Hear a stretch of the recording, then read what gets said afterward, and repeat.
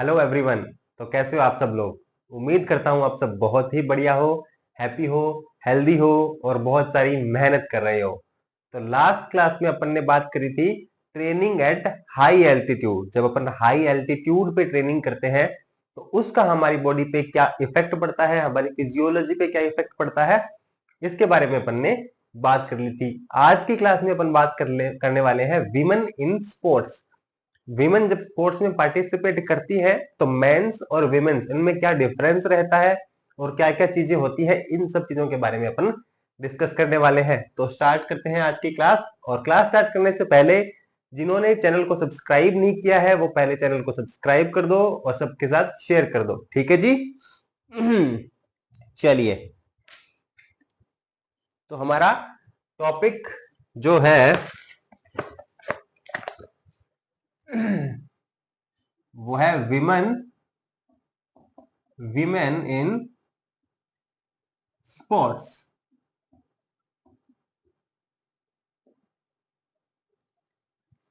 अब थोड़ा सा इसके बारे में पहले देख लेते हैं कुछ। तो इसके अंदर सबसे पहले एक कॉन्सेप्ट आता है, पहले अपन इसको समझेंगे।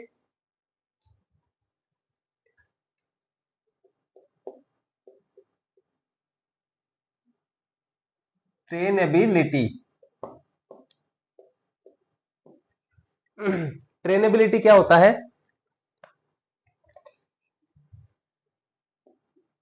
The ability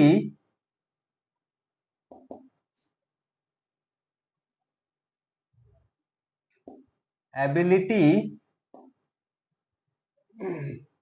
to learn new things quickly and efficiently.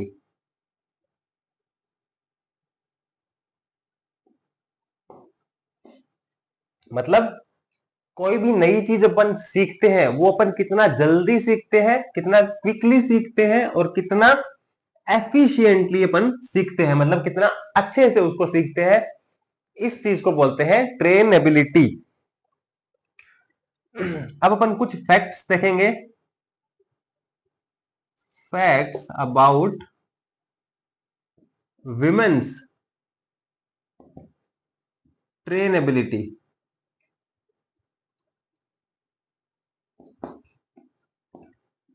अब अपन कुछ फैक्ट देखेंगे जो विमेन्स की ट्रेनेबिलिटी पे, ट्रेनेबिलिटी में क्या फैक्ट है, क्या चीजें होती हैं, इसके बारे में अपन जानेंगे। तो सबसे पहली चीज क्या आती है?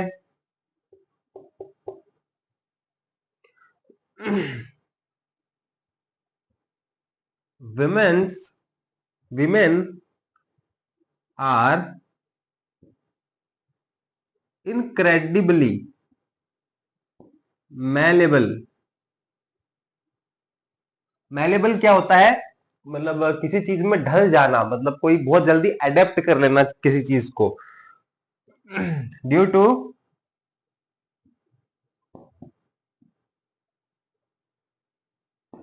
Physical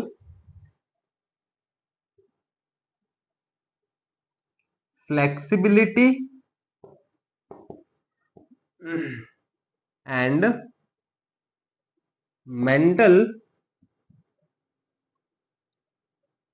plasticity. विमेन्स क्या होती है, बहुत जल्दी ढल जाती है किसी भी चीज में। क्यों ढल जाती है? मैलेबल मतलब ढल जाना। क्यों ढल जाती है? क्योंकि एक तो फिजिकल उनकी फ्लेक्सिबिलिटी मैन से ज्यादा फ्लेक्सिबल होती है विमेन्स, और क्या होता है मेंटली वो बहुत ज्यादा, प्लास्टिसिटी भी वही। फ्लेक्सिबिलिटी और प्लास्टिसिटी इंटरचेंजेबल है। आप यहाँ पे भी फ्लेक्सिबल भी यूज कर सकते हो, मतलब मेंटली भी वो, फिजिकली भी बहुत फ्लेक्सिबल है, किसी भी सिचुएशन में ढल जाती है, और मेंटली भी बहुत फ्लेक्सिबल है कि किसी भी सिचुएशन में वो ढल जाती है। जैसे प्लास्टिसिटी, प्लास्टिक की मान लो, प्लास्टिक को अपन गर्म करके कैसे भी ढाल सकते हैं ना, तो वही एक यहाँ पे यूज किया है मेटाफोर की तरह। नंबर टू,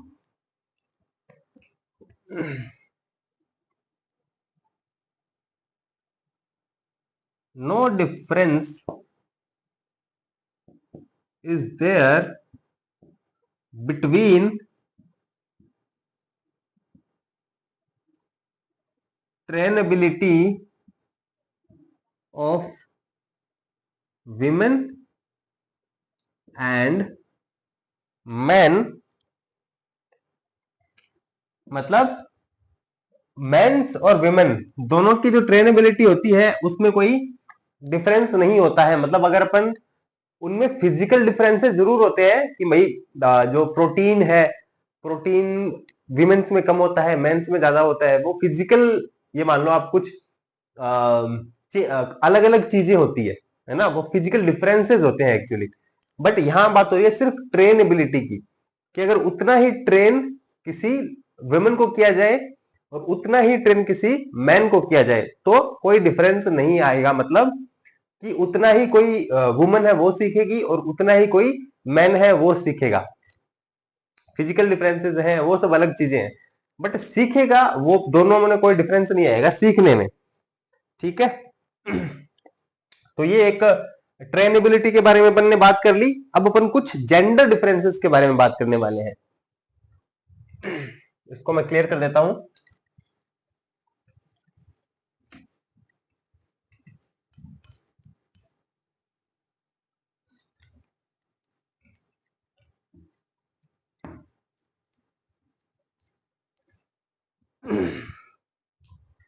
अब अपन देखेंगे कुछ जेंडर डिफरेंसेस।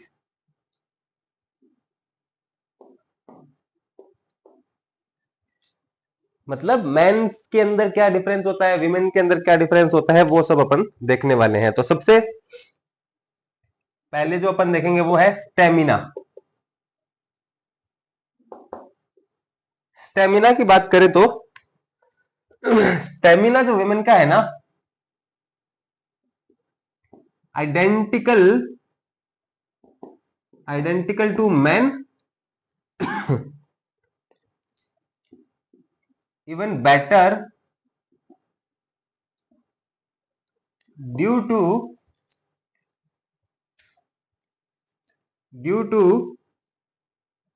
मोर फैट परसेंटेज। अब विमेन्स का जो स्टेमिना होता है वो मैन के बराबर ही होता है, इवन बेटर भी हो सकता है। क्यों होता है? क्योंकि फैट परसेंटेज जो है ना वो विमेन में ज्यादा होता है, और जो स्टेमिना होता है या अपन बात करें एरोबिक एक्सरसाइजेज होती है वहां पे विमेन्स बेटर होती है, क्योंकि एरोबिक सिस्टम जब चालू होता है बॉडी का वहां पे फैट यूज होना चालू हो जाता है। ठीक है जी। तो फैट अगर ज्यादा है विमेन के अंदर तो फिर वो जो एरोबिक एक्सरसाइजेज है वो ज्यादा अच्छे से परफॉर्म करेंगी। इसके बाद आता है नंबर 2, स्ट्रेंथ। अब बात है स्ट्रेंथ की। men are better than women in strength। Strength में क्या होते हैं, मेन जो है वो बेटर होते हैं, बेटर है विमेन से स्ट्रेंथ के अंदर। इसका रीजन क्या है? Due to more muscle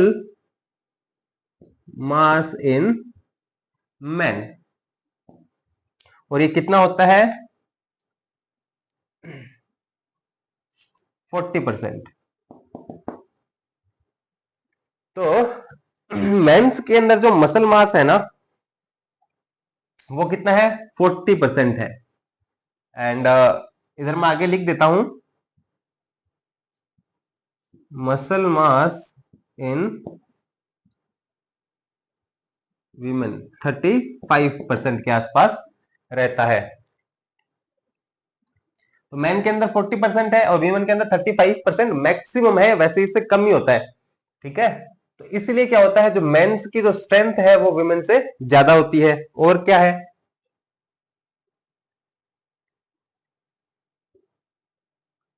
women are better in balance due to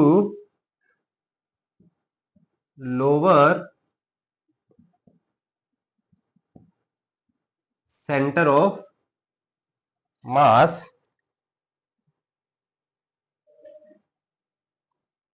and wider pelvis.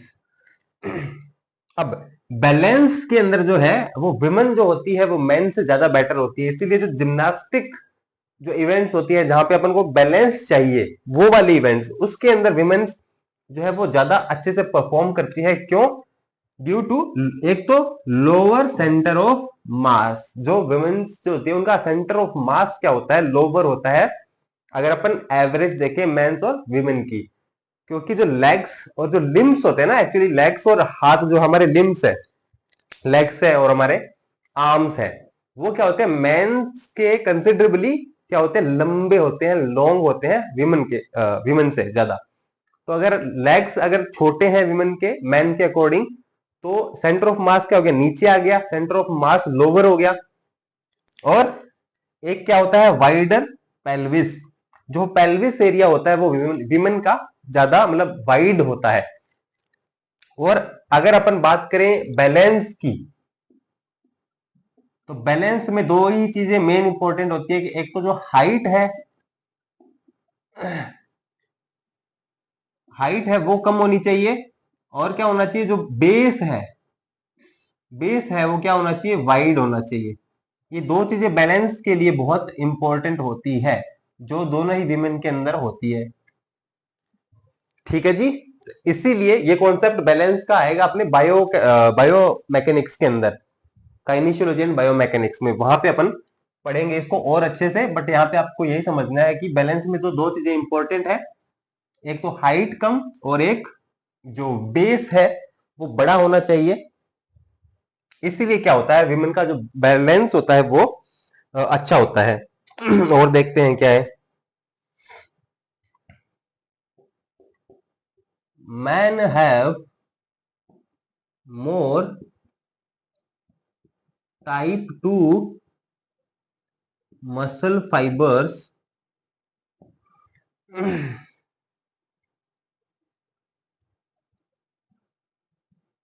which means greater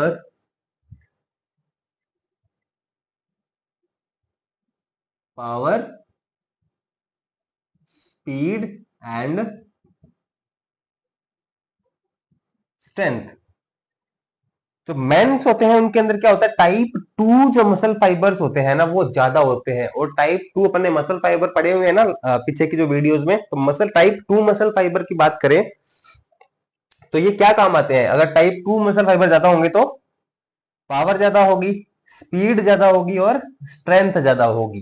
तो ये किस में होते हैं, मेंस में ज्यादा होते हैं। ठीक है, अब चलते हैं आगे।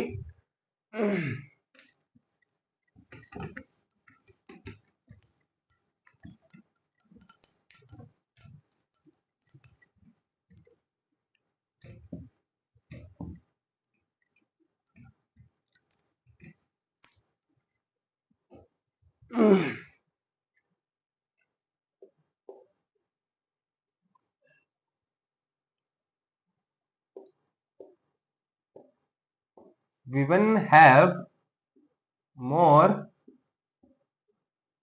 body fat due to estrogen, which is 28% on an average,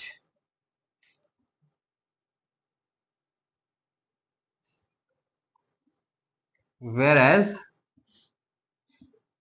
18% for men। अब ये क्या बोल रहा है कि विमेन के अंदर जो बॉडी फैट जो होता है ना वो 28% होता है, जहां पे मेंस का कितना होता है, 18% फैट होता है। मेंस के अंदर और विमेन के अंदर 28%। वो क्यों होता है? Due to oestrogen. ईस्ट्रोजन जो हार्मोन सिक्रेट करती है विमेन, विमेन जो होती है वहां से जो वो जो हार्मोन रिलीज करती है वो कौन सा होता है? एस्ट्रोजन। और जो मेंस करते हैं वो कौन सा है? टेस्टोस्टेरोन। ठीक है, तो टेस्टोस्टेरोन हो गया और ये एस्ट्रोजन हो गया। टेस्टोस्टेरोन क्या करता है? वो प्रोटीन को ज्यादा बनाता है, मसल्स को ज्यादा बनाने में काम आता है। और एस्ट्रोजन क्या काम करता है? वो फैट को ज्यादा बनाने में काम आता है, इसीलिए फैट विमेन के अंदर ज्यादा पाया जाता है। और क्या है, अब इसी के अंदर अगर अपन देखें, लीनेस्ट लीनेस्ट विमेन वुमन एथलीट, और एक अपन बात करें लीनेस्ट man athlete.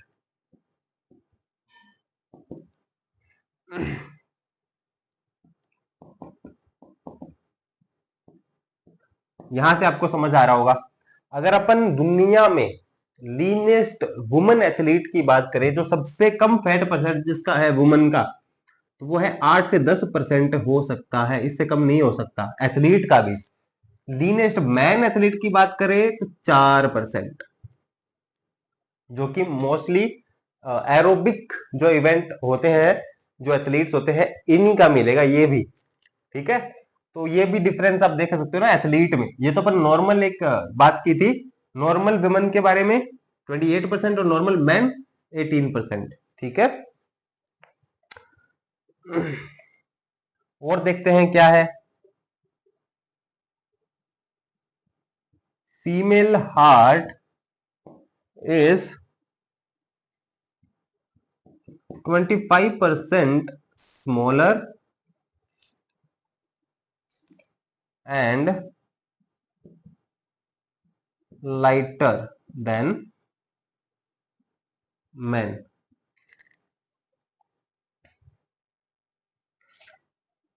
So female has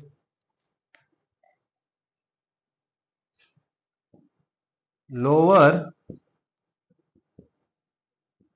stroke volume and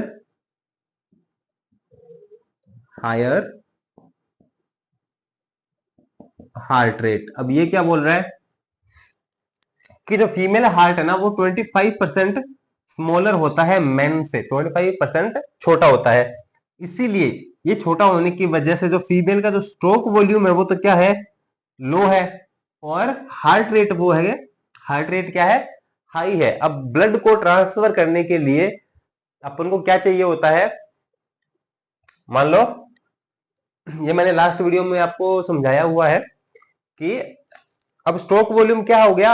heart मतलब हार्ट का साइज क्या है? छोटा है, तो मसल्स कम है हार्ट के अंदर, तो एक साथ वो उतना ब्लड पंप नहीं कर सकता। ठीक है, मान लो ये एक साथ, फॉर एन एग्जाम्पल, इसको एज इट इज मत लेना, मान लो ये 10 ml ब्लड पंप कर रही है एक ही बार में, क्योंकि इतनी ही पावर है इसके हार्ट में, जो विमेन के हार्ट में। ठीक है, और एक मैन है जो 20 ml कर रहा है, जिसके अंदर पावर ज्यादा हो गई, इसके अंदर कम हो गई।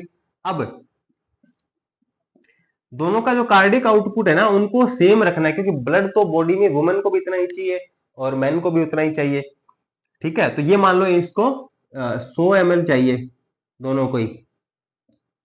ठीक है, ये दोनों को ये चाहिए, और ये इनका क्या हो गया? स्ट्रोक वॉल्यूम दोनों का 10 ml है, 20 ml है।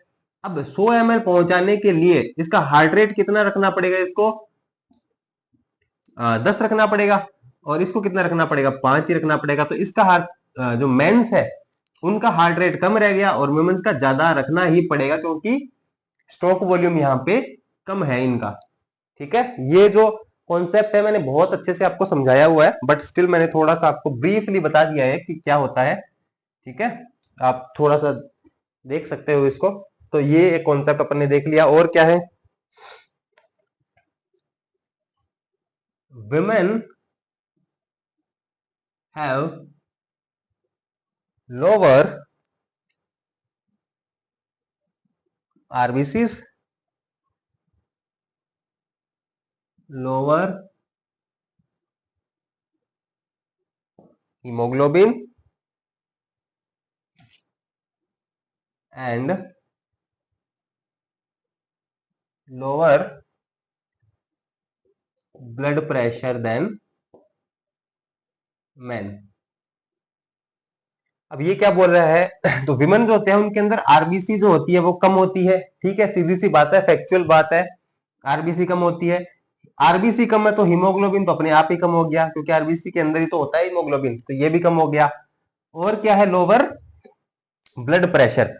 ब्लड प्रेशर लोअर क्यों है, क्योंकि स्ट्रोक वॉल्यूम जो है लोअर है, स्ट्रोक वॉल्यूम क्या है, वो कम है।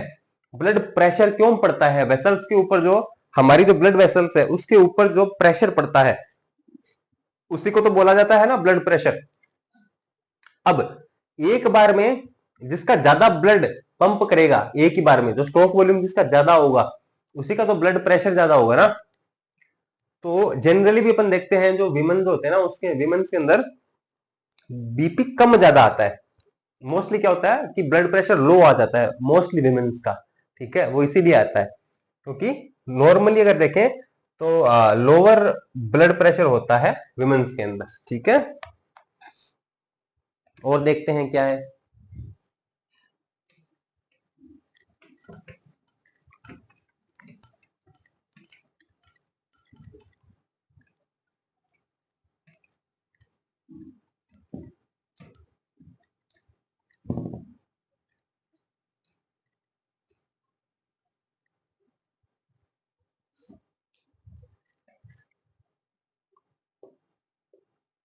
Women have smaller lungs than men। Lungs क्या होते हैं, छोटे होते हैं अगर अपन मेंस की तुलना में अपन देखें। और ये कितने होते हैं, 25 to 30% less capacity of lungs. Lungs की जो कैपेसिटी होती है वो 25 to 30% तक कम होती है विमेन्स की, मैन के अकॉर्डिंग। इसलिए जनरली क्या होता है, ब्रीदिंग जो होती है वो विमेन ज्यादा फास्ट करती है, ठीक है। और देखते हैं, women have innate capability to use both brains या both part of brains अपन बोल सकते हैं, both sides of brain। Brain तो एक ही होता है ना, ब्रेन के दो पार्ट होते हैं, एक लेफ्ट हेमिस्फीयर होता है, एक राइट हेमिस्फीयर होता है, ठीक है। तो women have innate capability to use both side of brain at the same time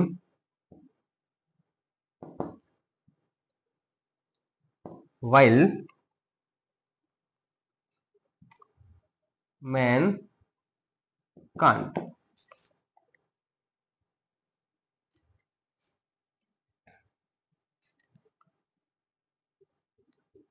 Man can solve a problem from one angle at a time। अब विमेन क्या करती है कि बोथ साइड्स ऑफ ब्रेन, एक ही बार में दोनों, मतलब अगर कोई सिचुएशन आती है ना तो ब्रेन की जो दोनों साइड है वहां वो उनकी प्रोसेस कर सकती है किसी भी इंफॉर्मेशन की, किसी भी चीज की, मतलब तो फिर at the same time while man can't, man नहीं कर सकते ये चीज, मैन कैन सॉल्व। अब इसीलिए क्या होता है कि man can solve a problem from one angle at a time. अगर आपको कोई भी प्रॉब्लम आती है लाइफ में, अगर आपने ये चीज नोटिस भी की होगी, कोई भी प्रॉब्लम आती है ना तो मैन उसको जल्दी सॉल्व कर देते हैं, लेकिन वो ज्यादा नहीं सोचते। वो क्या होगा, मतलब ऊपर ऊपर की चीज देखेंगे, एक साइड, मतलब उनका एक व्यू पॉइंट रहता है, उस व्यू पॉइंट से देखेंगे और उस प्रॉब्लम को सॉल्व कर देंगे।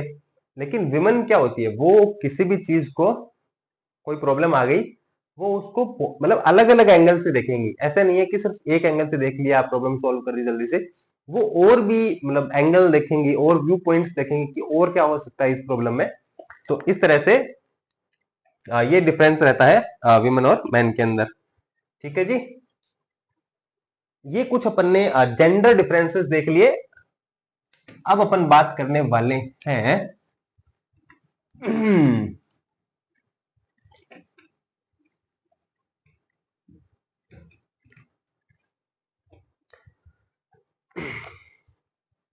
अब अपन देखेंगे special problems of women athletes. Women athlete के अंदर जो कुछ स्पेशल प्रॉब्लम्स हैं जो सिर्फ वुमेन को ही फेस करनी पड़ती है, वो अपन देखेंगे। तो इसके अंदर सबसे पहले अगर देखें तो एक चीज आती है मिनार। मिनार्की भी बोला जाता है इसको, मिनार्क भी बोल देते हैं अपन मतलब इंडियंस, बट वैसे अगर सही प्रोनाउंस करें तो मिनार्की बोला जाता है उसको। ठीक है, अब ये क्या होता है,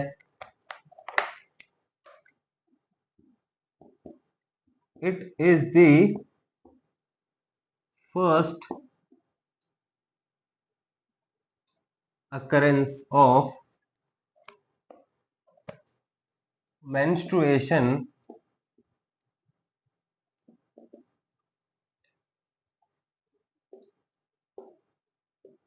in a female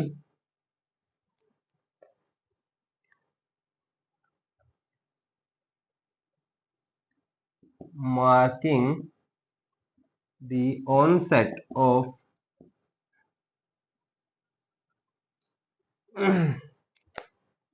reproductive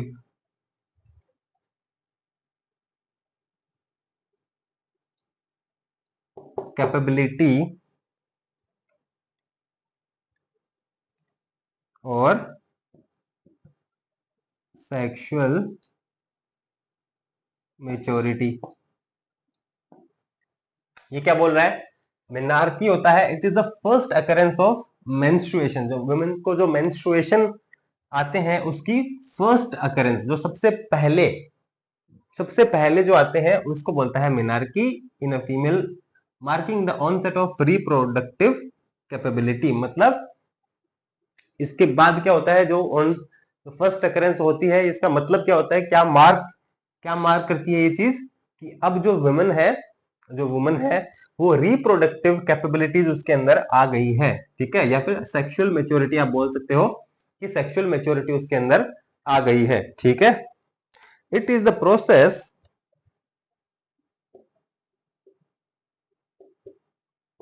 it is the process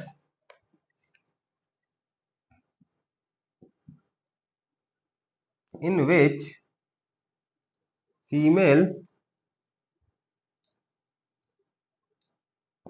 reproductive system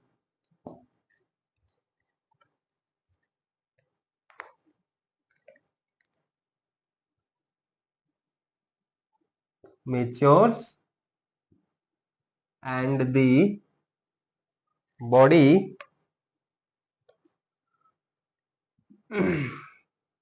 prepares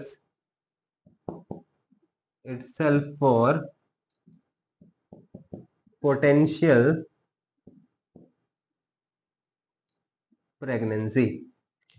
मतलब अब ये प्रोसेस है कि इसका मतलब क्या होता है कि जो फीमेल रिप्रोडक्टिव सिस्टम जो है ना वो मेच्योर हो चुका है, इसका मतलब ये होता है। And the body prepares itself for potential pregnancy. मतलब प्रेगनेंसी के लिए क्या होता है, बॉडी खुद को प्रिपेयर कर लेती है। तो इसका मतलब क्या है कि जो मेच्योर हो चुकी है बॉडी और प्रेगनेंसी के लिए प्रिपेयर्ड है। ठीक है, इस ये जो मिनार्क आते हैं सबसे पहले जो ऑनसेट ऑफ मेंस्ट्रुएशन होता है, इसका ये मतलब होता है। और देखते हैं, the average age of girl to get her first period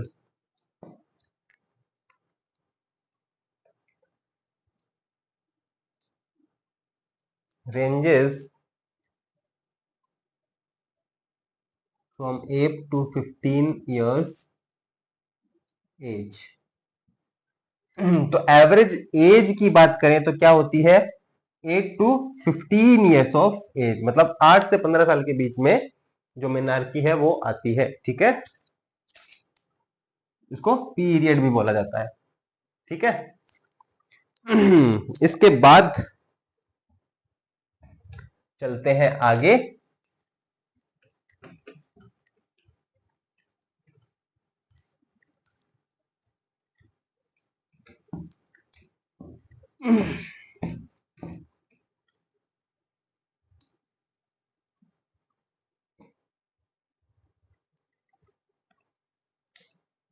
अब देखेंगे मेंस्ट्रुएशन को।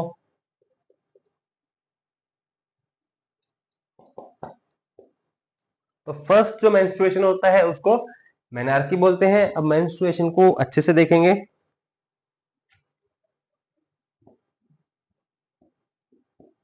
It is termed as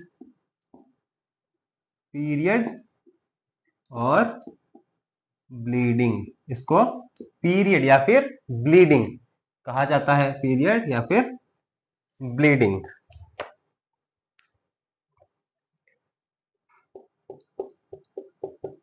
it is a process in women of discharging blood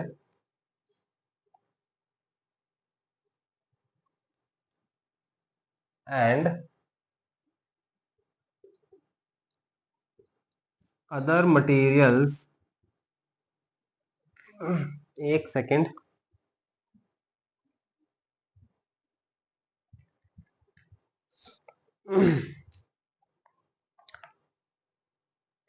materials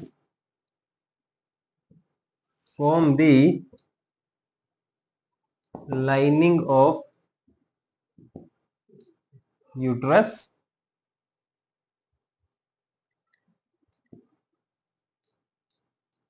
through vagina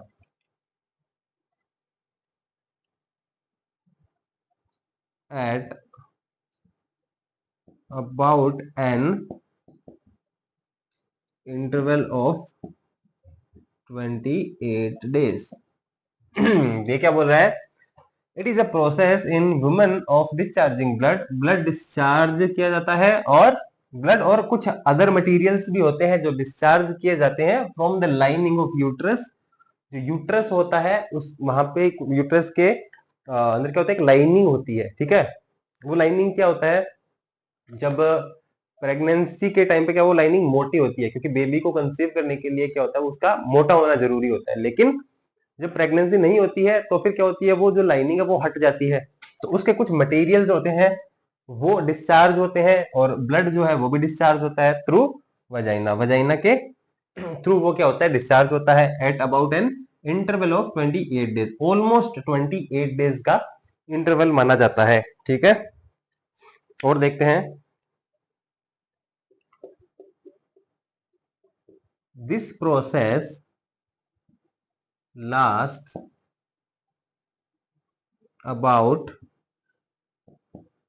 3 to 5 days. 3 से 5 दिन ये प्रोसेस चलती है। ठीक है, और क्या है, विमेन यूजुअली हैव पीरियड्स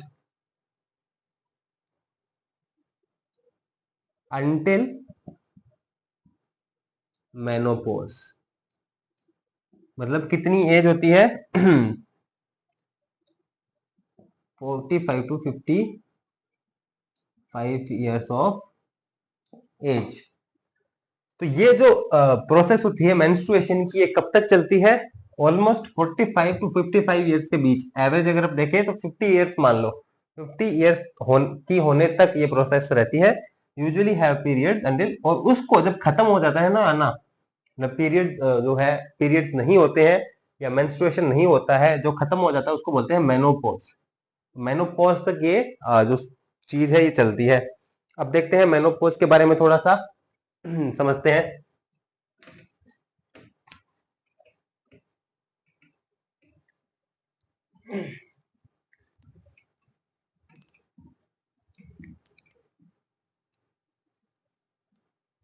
चलिए, तो अभी अपन देखेंगे menopause.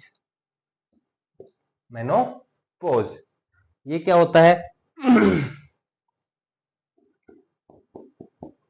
It is the natural biological process that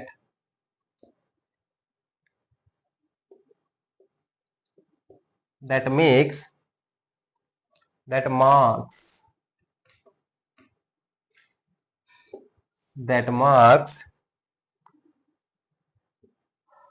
the complete end of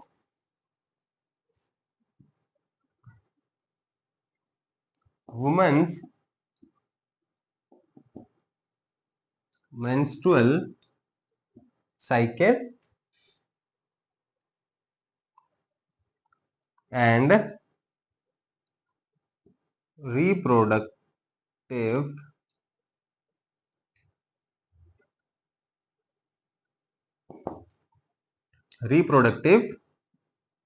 years. मतलब मेनोपॉज का मतलब जैसा कि मैंने आपको बता भी दिया था, it is the natural biology, natural process है that marks the complete end of women's menstrual cycle. मतलब इसके बाद क्या होता है, जो मेंस्ट्रुअल साइकिल है वो कंप्लीटली एंड हो जाता है, खत्म हो जाता है वुमेन का, और इसी के साथ जो रिप्रोडक्टिव ईयर्स है, मतलब रिप्रोड्यूस करने की जो कैपेबिलिटी है वुमेन की, वो भी खत्म हो जाती है।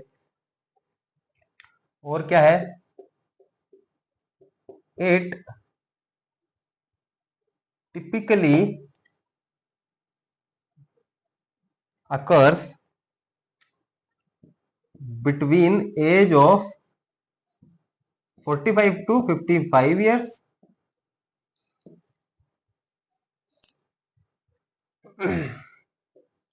45 टू 55 ईयर्स तक ये खत्म हो जाते हैं। इट इज डायग्नोस्ड, मतलब इसका पता कैसे चलता है? Diagnosed after 12 consecutive months without menstruation। अगर 12 मंथ विदाउट मेंस्ट्रुएशन निकल जाते हैं तो फिर माना जाता है कि जो मेनोपॉज है वो स्टार्ट हो चुका है। ठीक है जी, मतलब 1 साल तक। तो ये अपन ने मेनोपॉज का देख लिया। अब चलते हैं आगे की तरफ।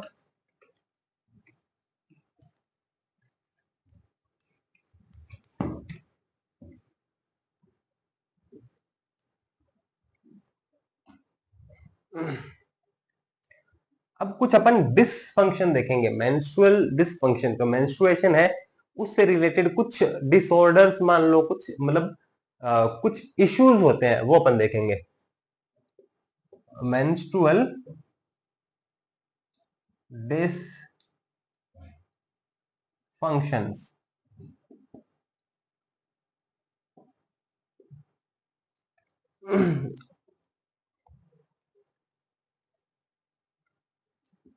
अब ये क्या है? It refers to irregularities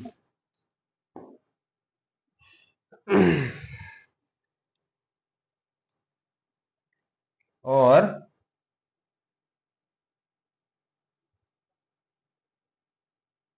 abnormalities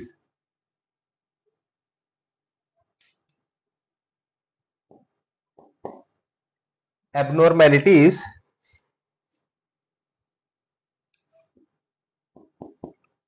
in the menstrual cycle which can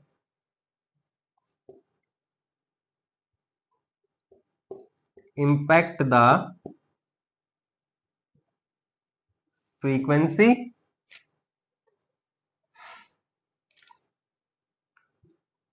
duration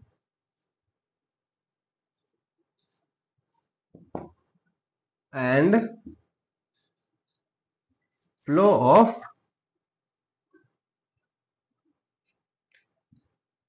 periods. अब ये क्या है? Menstrual dysfunction. ये होता है कि कुछ इरेगुलरिटीज आ जाती है, कुछ इरेगुलरिटीज, कुछ एबनॉर्मेलिटीज, मतलब कुछ नॉर्मल चीज नहीं है, कुछ एबनॉर्मेलिटीज आ जाती है इन द मेंस्ट्रुअल साइकिल के अंदर, मेंस्ट्रुअल साइकिल के अंदर, विच कैन इम्पैक्ट। इससे क्या फर्क पड़ेगा? एक तो फ्रीक्वेंसी पे, जो पीरियड्स आते हैं वो सही टाइम पे नहीं आएंगे, कभी जल्दी आ जाएंगे, कभी लेट आएंगे। एक है ड्यूरेशन पे, कभी बहुत लंबे टाइम तक रहेंगे, कभी बहुत जल्दी खत्म हो जाएंगे। एक होता है फ्लो ऑफ पीरियड्स, कभी बहुत ज्यादा आएंगे, कभी कम आएंगे। तो फिर ये तीन चीजों पे इफेक्ट पड़ता है, इसको बोलते हैं मेंस्ट्रुअल डिसफंक्शन। और देखते हैं, this can happen due to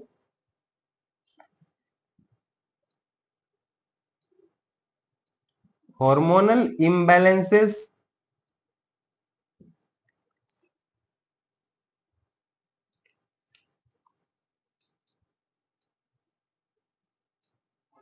reproductive system disorder और other medical conditions। क्यों होता है? या तो कोई हार्मोनल इम्बैलेंस की वजह से होंगे, कोई भी डिस्फंक्शन होगा ना, मेंस्ट्रुअल डिस्फंक्शन होगा या तो हार्मोनल इम्बैलेंस की वजह से, या फिर कोई रिप्रोडक्टिव कोई डिसऑर्डर हो जाता है, डिसऑर्डर की वजह से, या फिर कुछ अदर कोई दूसरी कोई मेडिकल कंडीशंस हो जाती है, इसकी वजह से ये प्रॉब्लम आती है।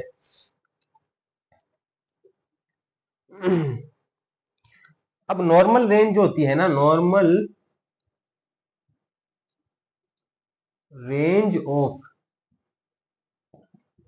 मेंस्ट्रुअल साइकिल ये कितनी है?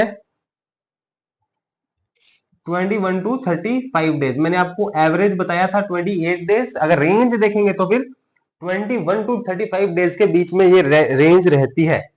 मतलब 21 भी हो सकते हैं, 35 भी हो सकते हैं, लेकिन इससे नीचे नहीं जा सकती। ठीक है? तो इफ इफ जो साइकिल जो है, या फिर ऐसे कर ले इसको, साइकिल लेस देन 21 डेज, या फिर साइकिल जो है ग्रेटर देन 35 डेज, ये दोनों जो कंडीशन होती है ना, इट्स अ प्रॉब्लम। ठीक है? ये एक प्रॉब्लम होती है, ना तो 21 से कम होना चाहिए या 35 से ज्यादा होना चाहिए। इस अगर ऐसा है तो ये एक प्रॉब्लम होती है। अब देखते हैं आगे। अब कुछ अपन टाइप्स देखेंगे। ये जो अपन ने मेंस्ट्रुअल डिसफंक्शन देखे हैं, इसके कुछ टाइप्स होते हैं, वो भी अपन देखेंगे।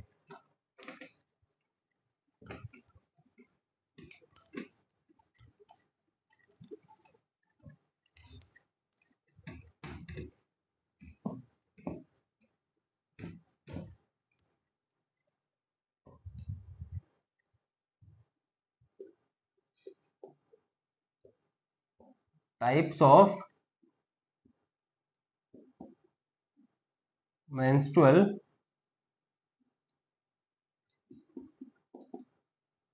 dysfunction।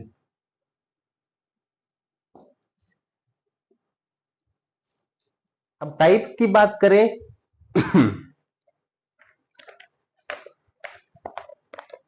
तो सबसे पहला जो टाइप आता है इसका वो आता है ए मेनोरिया। ए मेनोरिया। अब ए मेनोरिया क्या होता है? ये है absence of normal monthly periods.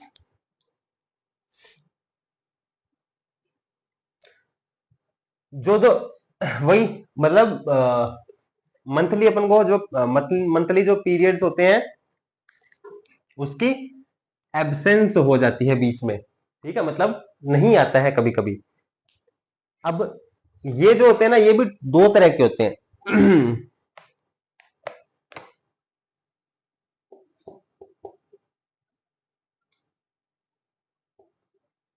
Two types of ए मेनोरिया। इसके दो टाइप होते हैं।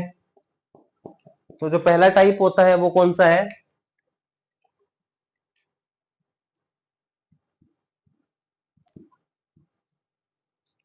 प्राइमरी ए मेनोरिया। और जो दूसरा टाइप आता है वो कौन सा आता है? सेकेंडरी ए मेनोरिया। ठीक है, एक प्राइमरी होता है एक सेकेंडरी होता है।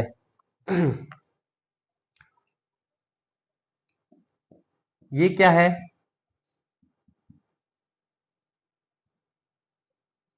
menstrual cycle does not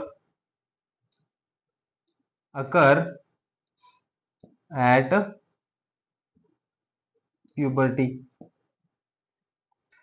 मतलब प्राइमरी मतलब ये तो पहला ही है। प्राइमरी मतलब कोई चीज पहले ही है, तो मतलब जब शुरू में जो मेनार्की मैंने बताया था आपको कि फर्स्ट जो मेंस्ट्रुअल साइकिल होता है उसको बोलते हैं मेनार्की। तो जो शुरू में ही लेट आता है या फिर शुरू में ही नहीं आता है उसको बोलते हैं प्राइमरी एमेनोरिया। ठीक है, menstrual cycle does not occur at puberty. जो प्यूबर्टी जब आती है शुरू में ही उस टाइम पे नहीं आना उसको क्या बोलते हैं? Primary amenorrhoea. अब सेकेंडरी की बात करते हैं।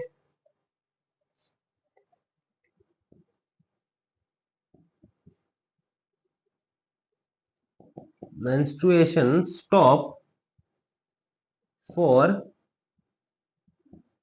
3 months और मोर। 3 महीने से ज्यादा समय तक अगर मेंस्ट्रुएशन स्टॉप हो जाता है, मतलब आ तो गया चल रहा है लेकिन कभी कभी जब 3 महीने से ज्यादा समय तक वो स्टॉप हो जाता है तो उसको क्या बोलेंगे अपन? Secondary amenorrhoea. ठीक है, तो ये आपको ध्यान रखना है। अब चलते हैं आगे।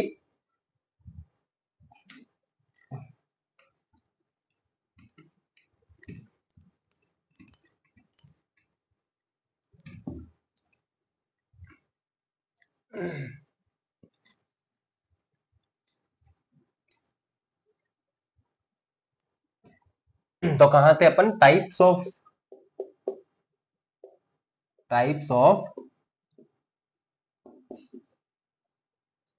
Menstruation dysfunction. तो ए मेनोरिया अपन ने देख लिया। ए मेनोरिया के बाद जो आता है वो है नंबर दूसरा ओलिगो मेनोरिया। ए मेनोरिया, ओलिगो मेनोरिया। अब ओलिगो मेनोरिया क्या होता है?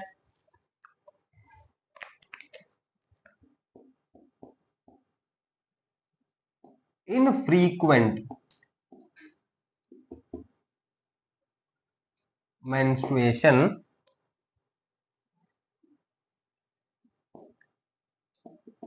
Typically longer than 35 days। मतलब इनफ्रीक्वेंट है, टाइम जो है वो फिक्स नहीं है, कभी कम कभी ज्यादा। मोस्टली क्या होता है, 35 डेज से ज्यादा जब आते हैं उसको बोलते हैं ओलिगोमेनोरिया। मतलब 35 डेज तक नहीं आए मेंस्ट्रुएशन, ठीक है, मतलब उससे भी ज्यादा टाइम लग रहा है, उसको बोलते हैं ओलिगोमेनोरिया। ठीक है, और क्या है? Number 3, menorrhagia. मेनोरेजिया, मेनोरेजिया क्या होता है?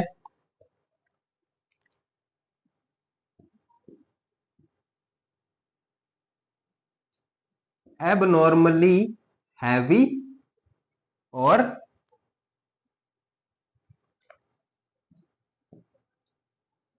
Prolonged menstruation. मतलब एबनॉर्मली मतलब नॉर्मल से ज्यादा है, हैवी है, बहुत ज्यादा है, और प्रोलोंग्ड है, मतलब बहुत लंबे टाइम तक भी रह रहे हैं, तो फिर उसको बोलेंगे मेनोरेजिया। उसके बाद है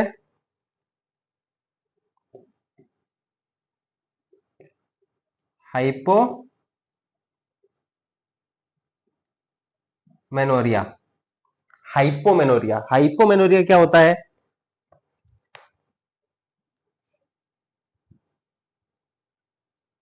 अनयूजुअली लाइट मेंस्ट्रुएशन। मतलब अनयूजुअली मतलब यूजुअल नहीं है, सामान्य चीज नहीं है, अनयूजुअली लाइट है, सामान्य से भी कम अगर मेंस्ट्रुएशन हो रहा है तो उसको बोलेंगे हाइपोमेनोरिया। वैसे में हाइपो का मतलब कम होता है, तो आपको वैसे ही समझ जाना है हाइपो देखते ही। और क्या है? पोलीमेनोरिया। पोलीमेनोरिया, पोलीमेनोरिया क्या होता है?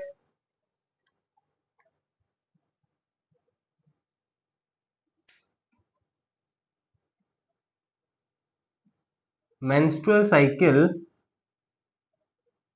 Shorter shorter than 21 days,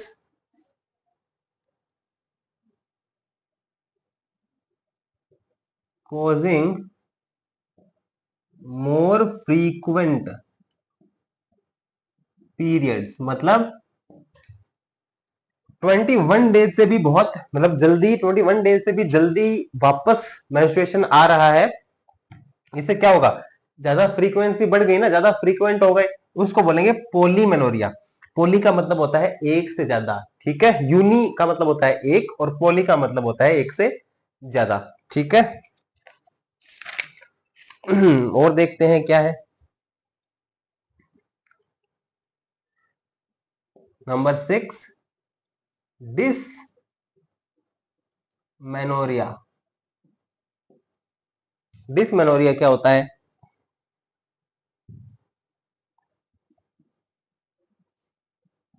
menstruation with severe pain and cramps.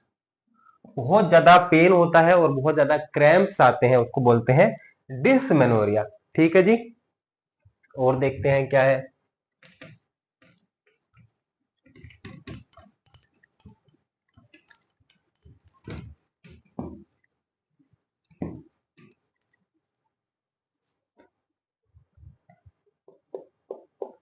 अब है नंबर 7, यह है प्री मेंस्ट्रुअल सिंड्रोम। शॉर्ट में इसको पीएमएस भी बोल देते हैं, प्री मेंस्ट्रुअल सिंड्रोम। अब ये क्या होता है? इसमें है to mild to moderate symptoms like bloating,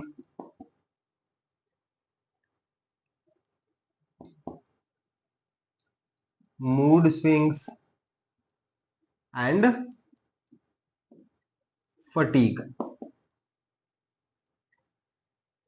pre menstrual syndrome, ये मेंस्ट्रुएशन जब होता है उस टाइम पे ये सिंड्रोम होते हैं कुछ, मतलब ये मान लो कुछ दिक्कतें आती है जो कि माइल्ड या फिर मॉडरेट, बहुत कम या फिर मॉडरेट लेवल, मतलब मीडियम सा लेवल, उस लेवल की होती है। ब्लोटिंग, मूड स्विंग और फटीग मतलब थकान, ये चीजें देखी जाती है, उसको बोलते हैं pre menstrual syndrome.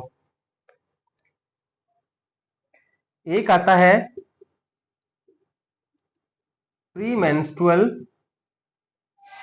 Dysphoric disorder,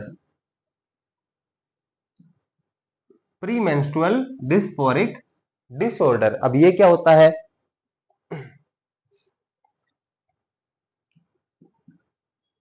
A more severe form of PMS, PMS की थोड़ी सी ज्यादा सीवियर कंडीशन होती है।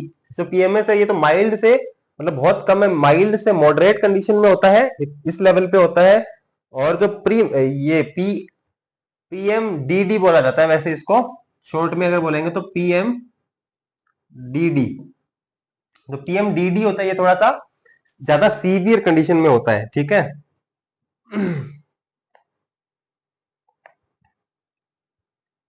विद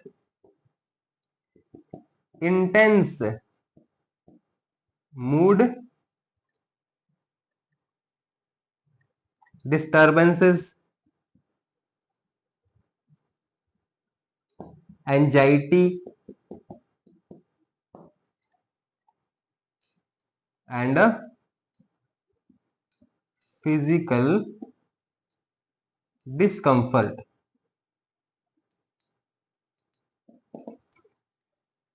तो वहां भी ब्लोटिंग, मूड स्विंग और फटीग हो रहा था, यहाँ पे थोड़ी सी क्या जाता है, उससे भी ज्यादा सीवियर कंडीशन हो जाती है, जहां पे मूड डिस्टर्बेंसेस होती है, एंजाइटी आती है और फिजिकल डिस्कम्फर्ट देखा जाता है।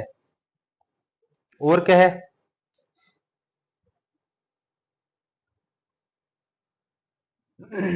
एक है मेट्रोरेजिया।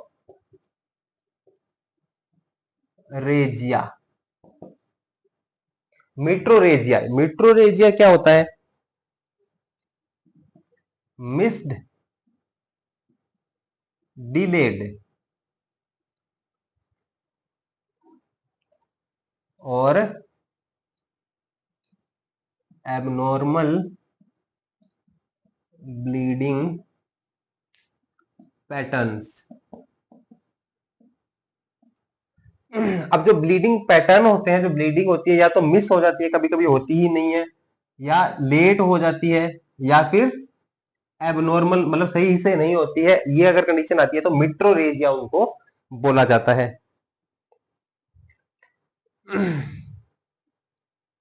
एक आता है पोस्ट मेनोपोजल ब्लीडिंग। अभी अपन ने पढ़ा था कि मेनोपोज क्या होता है, कि एक मतलब कंप्लीटली जब खत्म हो जाते हैं मेंस्ट्रुएशन आना 50 इयर्स के आसपास, तो उसको बोलते हैं menopause.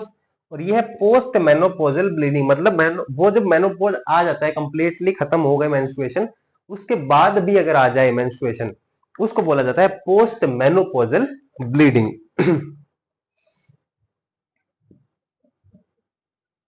Bleeding that occurs after menopause, menopause के बाद भी जब आ जाती है। और देखते हैं आगे।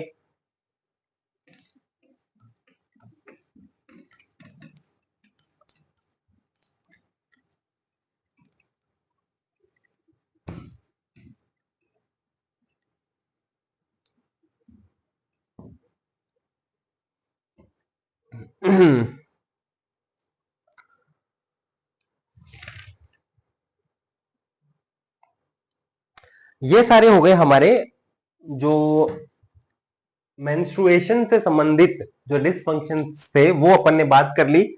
अब एक छोटी सी चीज मैं आपको बता देता हूं। intense exercise and extreme thinners can reduce the level of estrogen and progesterone in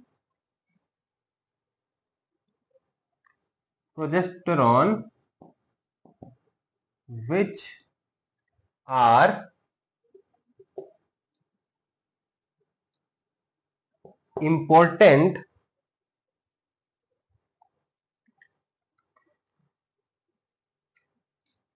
important for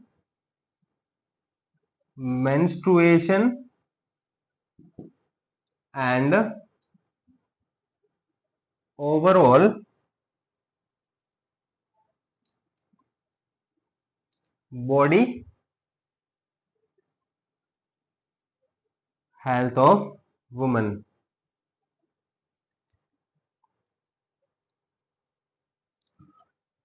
अब बात हो रही है यहाँ पे इंटेंस एक्सरसाइज अगर कोई वुमन करती है, बहुत ज्यादा ही इंटेंस एक्सरसाइज हो रही है या फिर एक्सट्रीम लेवल पे कोई थिनर्स ले रहे हैं। थिनर्स मतलब ये मान लो आप पतला होने के लिए जो कुछ मेडिकेशंस विमेन ले लेती है या कोई भी ले लेता है, उनको बोलते हैं थिनर्स। तो इंटेंस एक्सरसाइज या फिर जो थिनर्स होते हैं ये क्या करते हैं, रिड्यूस कर देते हैं लेवल ऑफ। इससे क्या होता है, एस्ट्रोजन और जो प्रोजेस्टेरोन है, ये दो हार्मोन जो है ये बॉडी नहीं बना पाती है, विच आर इंपॉर्टेंट फॉर, ये किसके लिए इंपॉर्टेंट होते हैं, एस्ट्रोजन और प्रोजेस्टेरोन इंपॉर्टेंट होते हैं एक तो मेंस्ट्रुएशन के लिए या उसके साथ ओवरऑल बॉडी हेल्थ के लिए भी। वुमेन्स की जो ओवरऑल बॉडी हेल्थ है उसके लिए ये दोनों जो हॉर्मोन्स है ये काफी इंपॉर्टेंट होते हैं, जो कि रिड्यूस हो जाते हैं, इसके जो लेवल है वो कम हो जाते हैं इंटेंस एक्सरसाइजेस या फिर एक्सट्रीम थिनर्स अगर अपन ले लेते हैं तो। ठीक है, तो ये ध्यान रखने वाली चीज है। और अगर ये कर लिया तो क्या हो जाएगा, विच कैन स्टॉप और प्रिवेंट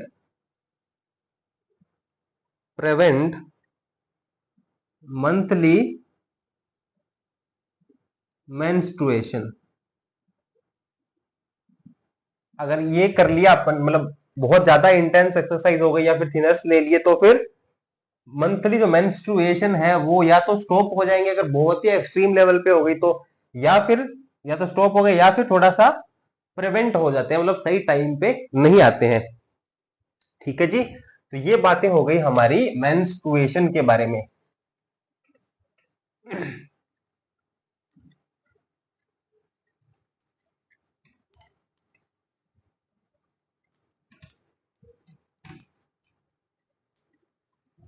अब देखते हैं, अब छोटा छोटा सा दो चीजें बची है। एक है ओस्टियोपोरोसिस। ओस्टियोपोरोसिस क्या होता है, इनके बारे में वैसे अपन हेल्थ वाले टॉपिक में बहुत अच्छे से पढ़ेंगे, बट अभी विमेन के बारे में अपन पढ़ रहे हैं। तो सबसे ज्यादा तो जो मेंस्ट्रुएशन वाला है ना वो ही बहुत इंपॉर्टेंट है। अब ये भी उसमें थोड़ा सा आ जाता है तो अपन देख लेते हैं।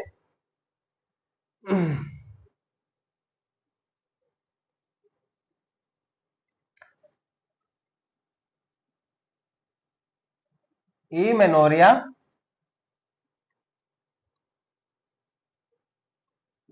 और hypo oestrogenic can develop this.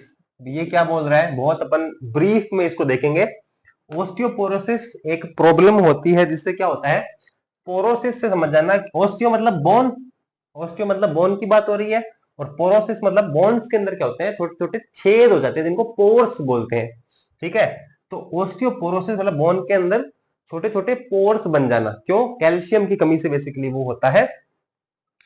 Women के अंदर क्या होता है, जो एमेनोरिया है या फिर मतलब ईस्ट्रोजन, हाइपो ईस्ट्रोजेनिक, हाइपो मतलब कम और ईस्ट्रोजेनिक मतलब कम ईस्ट्रोजन जो बनता है, या फिर एमेनोरिया की जो प्रॉब्लम होती है उससे ये वाली प्रॉब्लम भी हो सकती है, ओस्टियोपोरोसिस की भी। ठीक है, अभी तो यहाँ पे सिर्फ अपन इतना ही देखेंगे।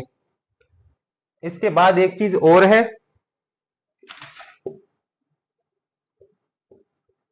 प्रेगनेंसी। तो ये तो सीधी सी बात है, तो women can not compete during pregnancy. तो स्पेशल प्रॉब्लम्स ऑफ वुमेन अपन देख रहे थे, जहां पे अपन ने मेनली तो मेंस्ट्रुएशन देख लिया, मिनार्की देख ली, मेंस्ट्रुएशन डिसफंक्शंस वगैरह देख लिए। उसके बाद ऑस्टियोपोरोसिस से भी क्या होता है, प्रॉब्लम्स आती है विमेन को स्पोर्ट्स के अंदर, और प्रेगनेंसी में भी वो स्पोर्ट्स में विमेन कैन नॉट कॉम्पीट नहीं कर सकते, किसी भी कॉम्पिटिशन में पार्ट नहीं ले सकती, मतलब ये प्रॉब्लम आती है प्रेगनेंसी के टाइम पे। तो ये भी एक स्पेशल प्रॉब्लम मानी जाती है। ठीक है जी, तो ये अपन ने विमेन्स के बारे में देख लिया है। स्पोर्ट्स में मतलब स्पोर्ट्स के हिसाब से विमेन्स के बारे में अपन ने कुछ प्रॉब्लम्स देखी हैं, कुछ जेंडर डिफरेंसेस अपन ने देख लिए हैं। ठीक है, और अभी इसके बाद अपन जो बात करेंगे ना, वो अपन करने वाले हैं एज डिफरेंसेस, एजिंग के बारे में। मतलब ये तो अपना हो गया, वुमेन्स वाला चैप्टर पूरा कंप्लीट हो गया, ये टॉपिक। अब अपन देखेंगे एजिंग, मतलब जैसे जैसे इंसान की एज बढ़ती है तो फिर उसकी बॉडी में क्या डिफरेंस आते हैं। ठीक है जी, तो ये थी आज की हमारी क्लास। उम्मीद करता हूं आपको वीडियो अच्छी लगी होगी। अगर आपको वीडियो अच्छी लगी है तो वीडियो को लाइक कर दो, चैनल को सब्सक्राइब कर दो और सबके साथ शेयर जरूर कर दो। और हमारे जो टेलीग्राम, व्हाट्सएप और इंस्टाग्राम के जो पेजेस हैं वहां पे हमारे साथ ज्वाइन हो जाओ। ठीक है जी, with that being said, let's wrap up the class. Thank you so much.